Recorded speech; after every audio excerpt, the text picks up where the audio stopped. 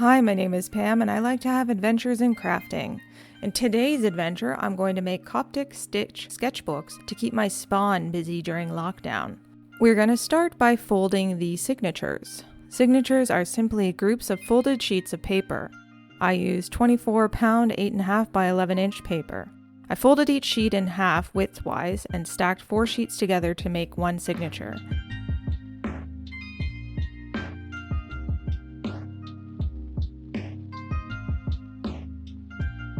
I ended up with 10 signatures, which gave each sketchbook 160 pages. I'll let you do the math on that one. To make the covers, I let my mini-me's pick out their own paper. I took one 8.5 by 11 chipboard and marked the halfway point on both sides. Then, using a ruler as a guide, I sliced it down the middle. Shing! If you don't have chipboard, you can use a cereal box. Cut it to 8.5 by 5.5 inches. The paper I used for the covers is 12 by 12 cardstock. It was super thick. I left about 3/4 inch around the edge of the chipboard and cut the outside cover pieces to 7 by 10 inches. Sadly, I did need to use 2 sheets of cardstock for the outside pieces.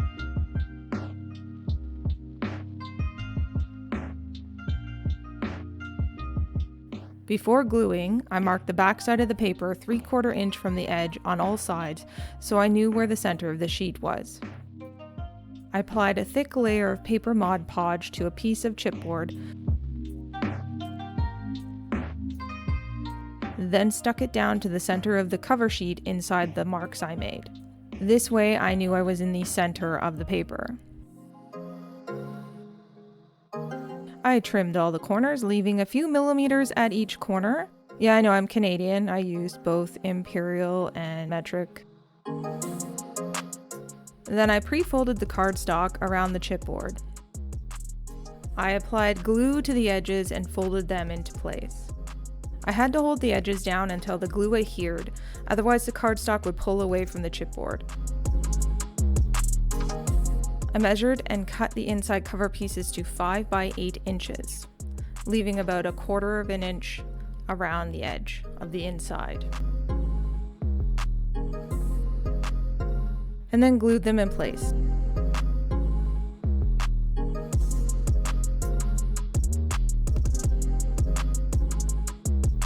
I put the covers under a weight between some boards and let them dry overnight before binding. To begin the binding process, I decided where I wanted my binding placement to be and made a template. I would mark holes at 1 inch, 2 inch, 4.25 inches, 6.5 inches, and 7.5 inches. I measured and clamped the template to the covers about 1/4 inch from the edge. Then poked holes using an awl at the locations marked on the template. I placed a piece of foam underneath the awl to allow for easier penetration.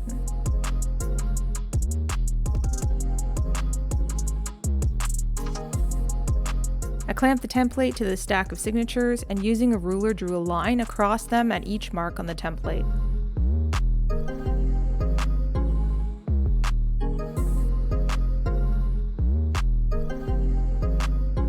I then unfolded each group of signatures and used the awl to punch holes where the pencil marks were on the fold. I held the stack of signatures together with the covers to make sure the holes lined up. For binding, I started with embroidery thread and cut the length of the book times as many signatures as I had. I included the covers in my calculation to give me a bit more length, and it worked out pretty well. So for me, that was the length of my book times 11. I waxed the thread to prevent tangles. This was marginally successful. On my first attempt at binding, the embroidery thread became so tangled and at one point snapped that I decided not to use it for the second sketchbook. I switched to pre-waxed thread for the second book and it worked so much better. Hardly any tangles and the thread was stronger, allowing a tighter binding, which I preferred. I followed the Coptic Stitch binding technique as outlined in Making Handmade Books by Alyssa Golden. To bind your book. Begin with the cover and the first signature. From the inside of the first signature, sew into the first hole, leaving a 3-inch tail.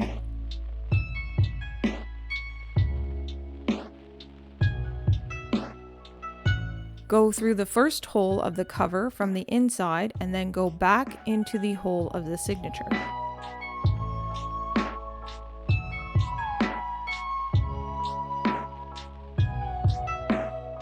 Sew to the second hole and go out through the second hole of the signature, through the cover hole from the inside and around and back through the signature hole again. Continue sewing through the remaining holes until you reach the last hole. Sew through the signature cover the same way, then back into the signature. Tie a knot on the inside of the signature and go back out the last hole of the signature once more. Pick up the next signature and sew into the corresponding hole as the previous signature. Sew to the next hole in the signature and through it. Then sew around the 2 threads between the cover and the first signature. Sew back into the second hole and continue out the third hole of the signature, around the 2 threads between the cover and the first signature, and back in the third hole. Continue until you reach the end of the second signature. Add a third signature after sewing around the thread between the cover and the first signature, but instead of going back into the hole of the second signature, go through the first hole of the third signature. Sew to the second hole and through it. Then sewing in the same direction, sew under the 2 strands between the first and second signatures. Then sew back into the second hole.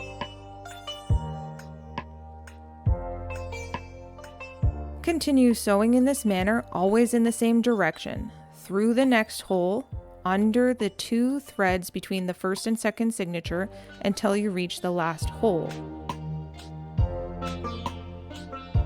The last hole is the same, but after sewing through the hole and under the single thread between the first and second signature, sew into the last hole of a new signature.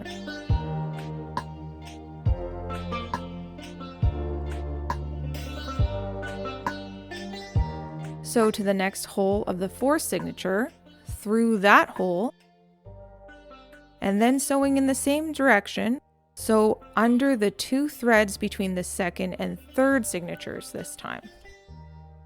Then sew back into the fourth signature.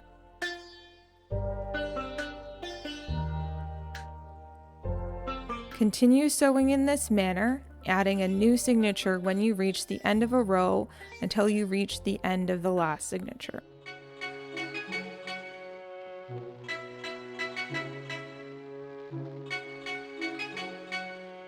To attach the back cover, enter the hole on the inside of the cover, sew around the outer edge and back through the hole of the last signature.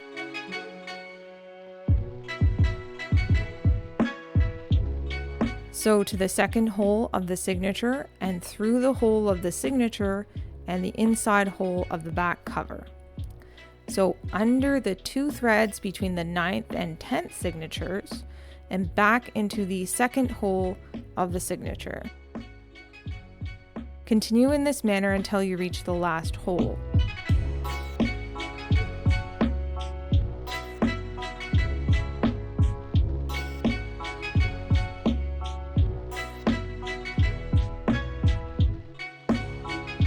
Sew out of the last hole of the signature through the cover,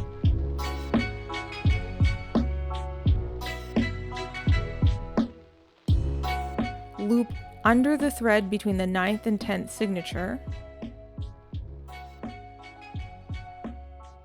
sew back into the last hole of the 10th signature, tie a fancy knot,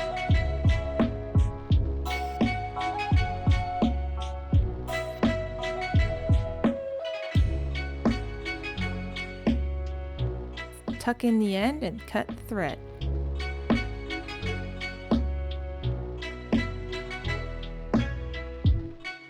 Flip back to the first signature, make sure everything is tight, tie a knot and trim the end.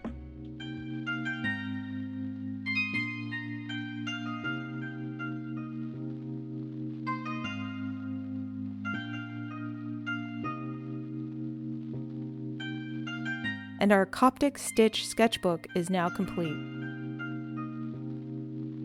Couple closing notes. The embroidery thread ended up with a very loose binding as seen here. I couldn't pull the thread tight enough without it breaking. The waxed bookbinding thread, however, worked much better and I will use it again next time. As for needles, it didn't really matter much. At first I didn't really like the curved needle, but once I was used to it, I preferred it.